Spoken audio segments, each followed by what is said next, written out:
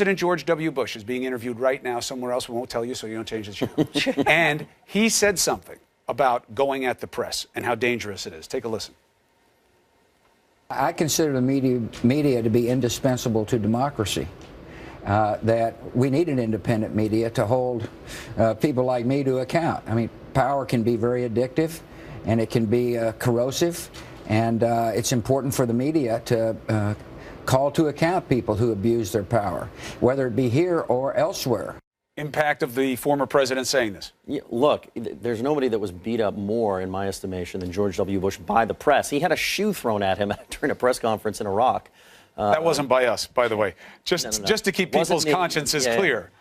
I don't think it's going to have an impact on how the Trump administration runs, but I think that he's making a point better than we can make it, because people don't trust us and people think we're biased in defending ourselves, which is, even though the press isn't always fair, even though sometimes we are biased, when we give people in power a hard time, it forces them to make their point more effectively, and it makes it harder for them to misuse their power. And that's our job, and thank you, President Bush. Thank you, President Bush, for speaking up for what he thinks is one of the underpinnings of democracy. You know, absolute power corrupts, is what basically he was saying. He said it's addictive, and that is what the journalists are supposed to be tasked with, is holding their feet to the fire. And it's just nice to hear it from a former president who, as you say, was on the receiving end of some bad press.